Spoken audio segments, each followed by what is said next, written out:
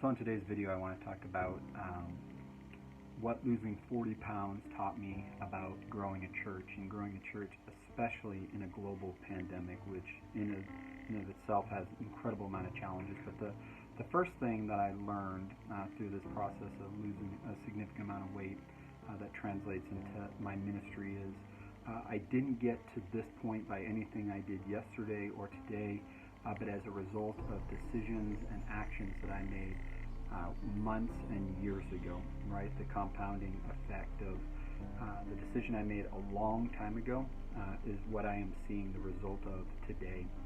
And that was important for me as I was going through my process, because the results therefore also aren't immediate. And this translates into ministry, because we go into these ministry settings and we don't quite understand how we got to the point we're at today, and yet by just simply acknowledging that decisions that were made months and years ago got us to the point we're at today.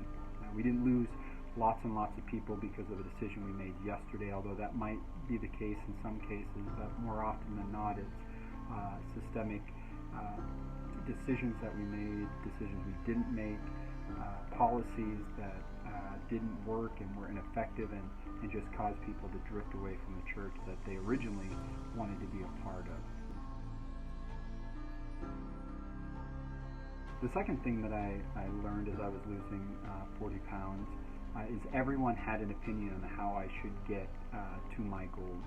They had this one-size-fits-all approach, and so you'd often see people telling you, oh, you should try the OMAD diet, which is 1 meal a day. You should try the Atkins diet, the keto diet. But only I know my body. And so I had to quickly figure out which were the ways that were going to work for me. And so I found a process that was unlike anybody else's, but it was one that worked for me and allowed me to really eat what I wanted. I essentially, if I had to look at a plan, it became like an 80-20, where 80% of the time I tried to eat very healthy and exercise and be very active, and like I do today, ride my bike to work and just be engaged in that process. And then the other 20% of the time I can eat the things that I enjoy, because I am a foodie, and just relax and be lazy. And I have small children, and so sometimes you just gotta have those days where you're just not able to exercise. But only I know my body. And the reason why I think this is important in ministry is because you as the pastor, or you as the layperson, know your church better than anyone else. And there are going to be a lot of outside folks that are trying to tell you otherwise, and yet you know best your community, you know best your church and your history, you know your values and the mission that your church holds dearly. And so in terms of losing weight and ministry, that has been an incredible lesson learned for me. The third thing is that I had to find people who had success doing what I wanted to do, not the other way around. And so what I needed to do is I spent time on YouTube finding people that that were finding success the way that I knew I needed to lose weight. And not the other way around, meaning I didn't go searching for different solutions and anecdotes and ways of reaching my goals. I knew myself very well. And part of that was a process leading up to my weight loss transformation, is I had to do a lot of soul searching. I had to do a lot of looking into who I was and what I wanted to become. Same thing with ministry, right? You have got to find people that are doing what you want to do. Be gravitated towards those people that are in the ministry that you want to be doing, actively doing, those that are having the success that you want to have, and just embrace that. Reach out to them. If they have YouTube videos, watch their YouTube videos. If they have Sunday morning sermons, spend time watching what are they doing well on Sunday morning. The idea of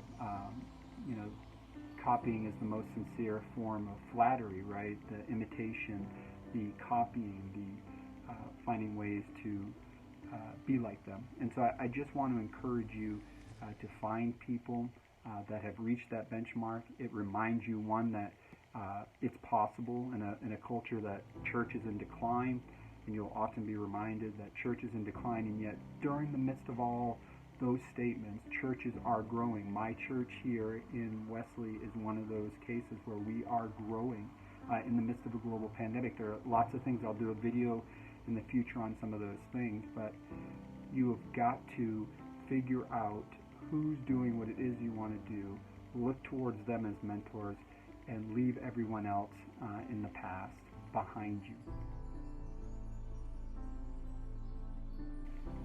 The fourth thing is it takes a lot of work. It takes hard work. It takes discipline to lose any amount of weight, let alone 40 pounds. And the same, conversely, can be said about growing a church. It takes a lot of work. It takes long hours. It means you're going to miss some opportunities to Sabbath and rest. And anybody who's grown a church substantially knows that yes, there is a balance, but also it takes an incredible amount of sacrifice, an incredible amount of work, and an incredible amount of time and energy. You know, the idea, if it was easy, everyone would be doing it. Same thing with weight loss. It's really hard. It's hard to eat well all the time. It's hard to exercise all the time. It's hard to practice self-control, and yet in order to reach our goals, that's exactly what we need to do.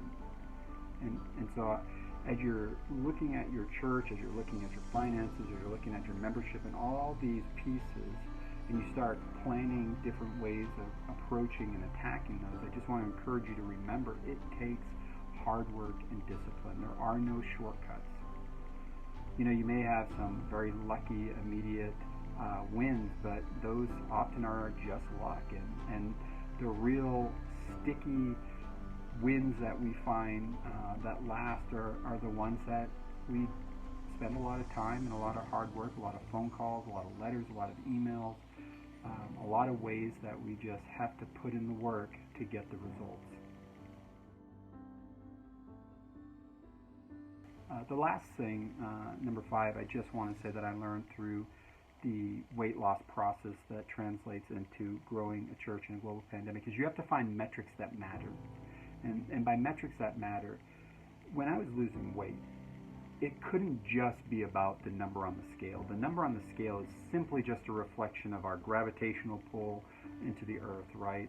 It includes everything, not just our fat, but our muscles, our bones, our blood, our water retention. All of that goes into this number that we see on the scale. My goal was to lower my body fat percentage, to increase my muscle density, but also to make sure that my bones stayed healthy and that I was drinking enough water. And so I had to find metrics that mattered to me in my goal. Was it better to have a really low number on a scale, or was it better to look in the mirror and see a recomposition of a body that was something that I enjoyed looking at? That was a reflection of all my hard work, my eating well, my exercise. And the same thing could be said about our churches. We have to find metrics that matter to us. Attendance can't be the only metric that matters to you. And if it is the only metric that matters to you, you have to figure out a way to accomplish those goals. But there are so many other metrics in this process.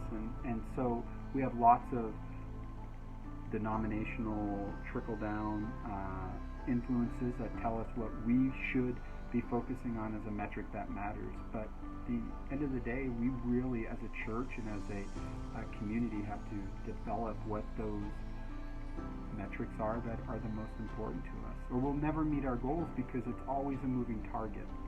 You know, one year this is an important metric for the trickle-down influences, right? But if you're going to be consistent, you have to have your eye on the prize, and it's something you have to be working towards. And so I want to encourage you to find those metrics that truly matter to you, make a huge concerted effort to attack and to get to those goals, meet those metrics, and then everything else will fall into place. I guarantee it. If you enjoyed this video, please hit subscribe, click like, and also hit that notification button.